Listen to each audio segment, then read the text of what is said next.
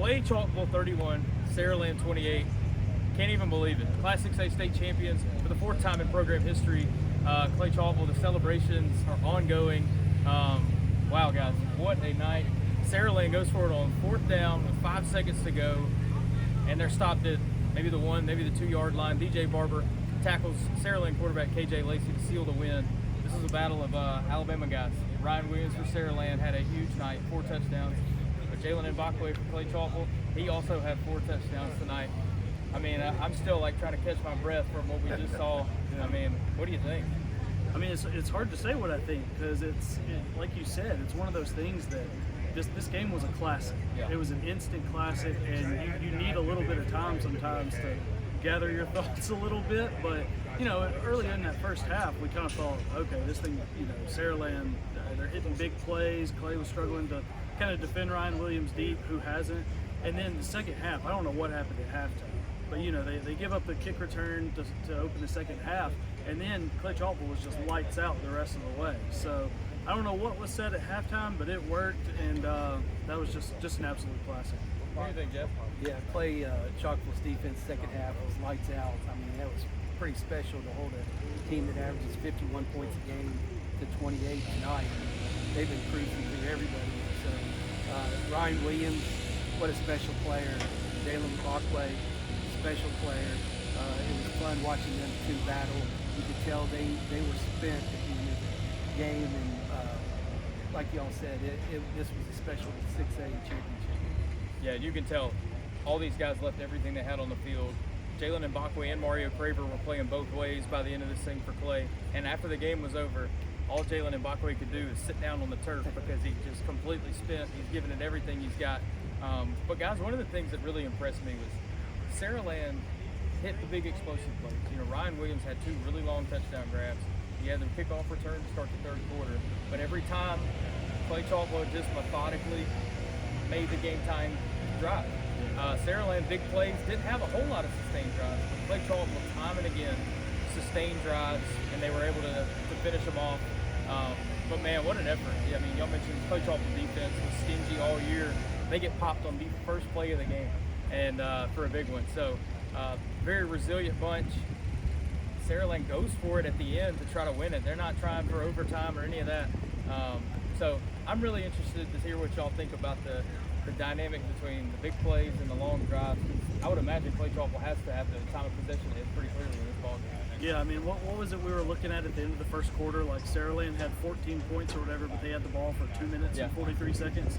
Ryan Williams, 2 catches, 140 yards, and 2 touchdowns, just like that. And yeah, I mean, it was like you give up something early, you know, first play of the game, opening kickoff of the second half, and then every time they settled in and just played. I mean, like we said, lights out. It was just an unbelievable performance, especially in that second half. And I think the word is resilient.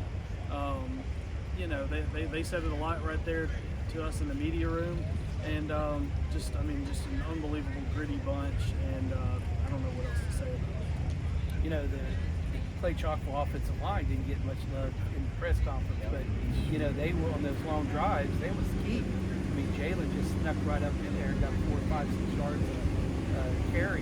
That was huge, taking the time off the clock. So give them some kudos of sort of shortening the game for Clay-Chalkville and keeping Saraland defense or offense off the field. And even that last drive, that was a time killer.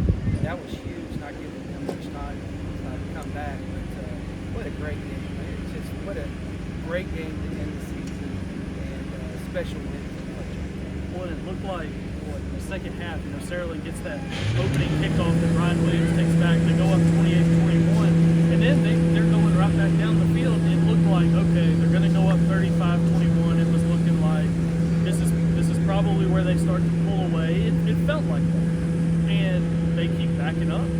They miss a field goal, and then Jalen Mbakwe takes off for a 73-yard touchdown, called back, and then still sustain the drive, score, tie the game. I mean, Saraland had its chances for sure, and Clay-Chalkville stood up to it every single time in the second half. Yeah, no, one thing in my game story tonight is going to be a lot about, you know, me and Gary and Jeff heard a lot of one-off comments throughout the last few days and today about nobody thought that Clay-Chalkville could win this game. Every public prediction that you saw online said Saraland, Saraland, Saraland, a lot of them by 2 touchdowns at least. Me and Gary were smart enough not to make public predictions, but even though we were pressured pregame by a certain offensive coordinator. Yeah.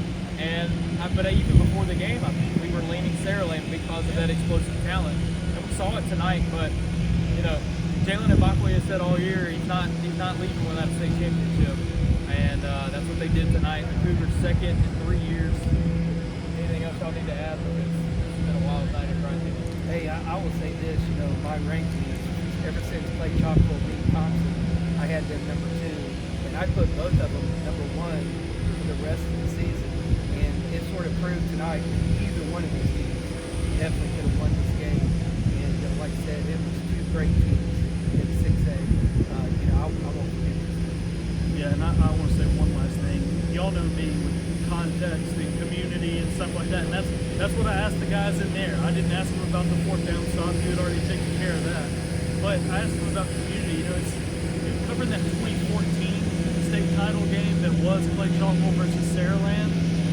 Tonight was very simple. It's a close game. You had a lot of fireworks in the second half, but just a lot of the same people. Jeff Kelly, the head coach of Saraland.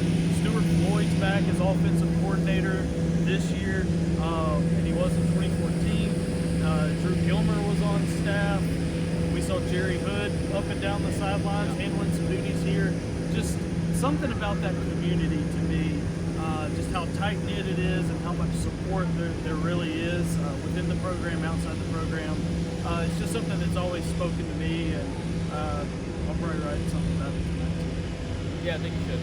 So, it's really cool when you get a state championship game that really lives up to the billing, because a lot of these end up being 2 and 3 score games, but this one was everything you could have ever hoped for and a little bit more. So I think that does it for the Super 7. The high school football season, it comes really hot, really heavy, really fast, and then all of a sudden it's just over. So we will wrap up coverage tonight. It's been a great night to see the 6A state championship game. Can't thank you guys enough for watching, listening to us all year long. Go on and on about a sport that we like so much. So for Gary, for Jeff, I'm Kyle. We really appreciate you listening. Thanks.